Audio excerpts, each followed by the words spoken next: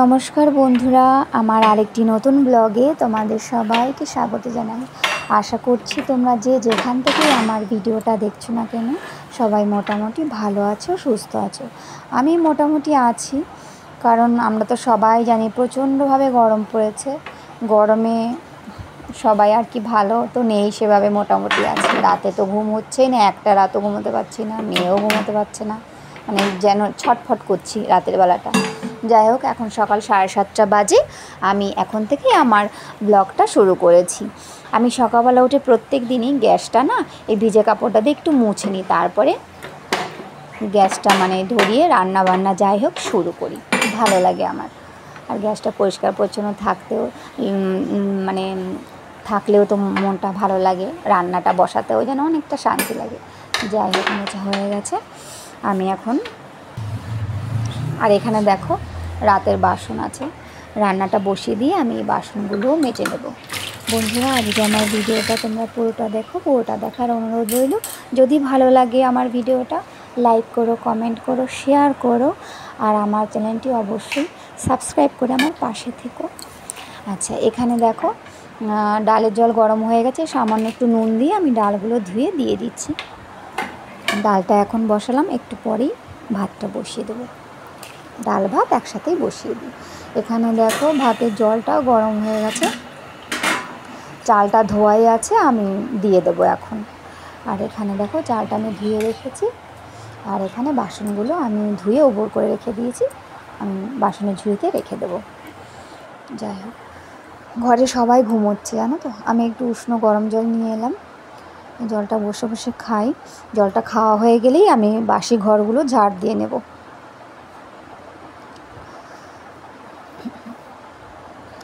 যাই হোক, রান্নাবান্না যেটুকু করেছি, মিষ্টির বাবা অফিসে চলে গেছে খাবার দাবার নিয়ে, মেয়ের টিফিন করা, সবাই টিফিন করা হয়ে গেছে। আমি এখন এই আমটা দিয়ে এই মুড়িটুকু খেয়ে নেব।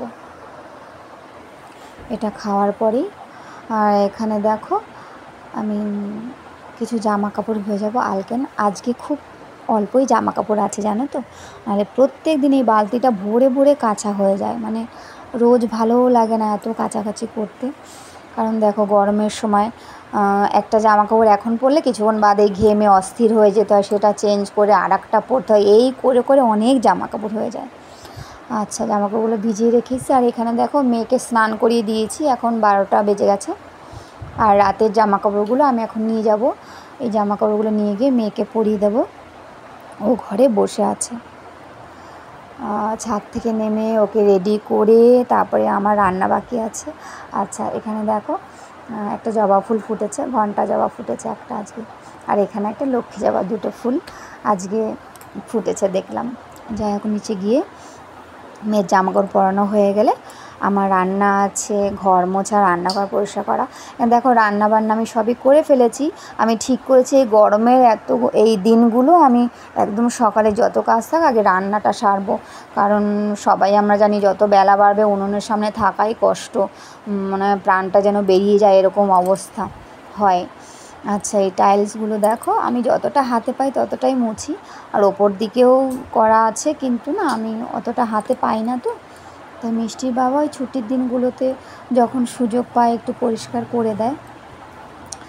আর যেহেতু সবসময় যেটা হয়, সবসময় পরিষ্কার পরিচ্ছন্ন না থাকলে একটু ময়লাটাও জমে যায়।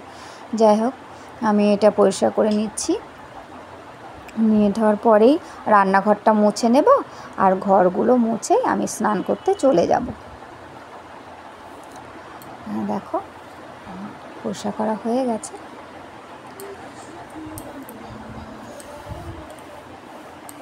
গরমে যেন কিছুই ভালো লাগে না, এমন অবস্থা, খেতেও ভালো লাগে না, ঘুমতে হয় না, খাওয়া দাওয়া ভালো লাগে না, কী খাবো এরকম ব্যাপার। দেখো সব পরিষ্কার করা হয়ে গেছে, কি রান্না করব এরকম একটা ব্যাপারও থাকে, কি বলবো আর।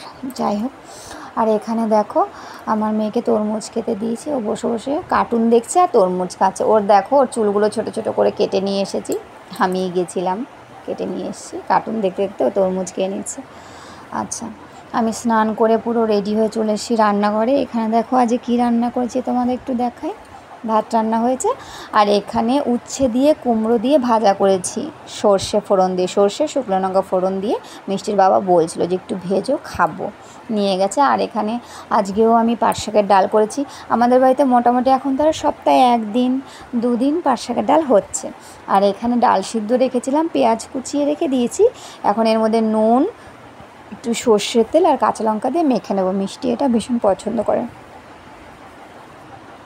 আর এখানে দেখো আমি নিরামিষ তরকারি করেছি, ওই 2-4 রকমের সবজি ছিল, ডাঁটা দিয়ে, কুমড়ো, আলু, এইসব ঝিঙে, এইসব দিয়ে নানান কিছু দিয়ে নিরামিষ তরকারি করেছি। আর এখানে আমের টক আছে। যেহেতু আজকে নিরামিষ, ওর মিষ্টির দাদু ঠাকুমার খেতে কষ্ট হয়, কষ্ট হলেও কিছু করার নেই। সপ্তাহে 1 দিন 2 দিন একটু নিরামিষ খেলে নিজেদের শরীরটাও যেন ভালো থাকে, কিন্তু ওনাদের তো বোঝানো যায় না, কি আর করবো, যাই হোক একটু কষ্ট করে খেতে হবে।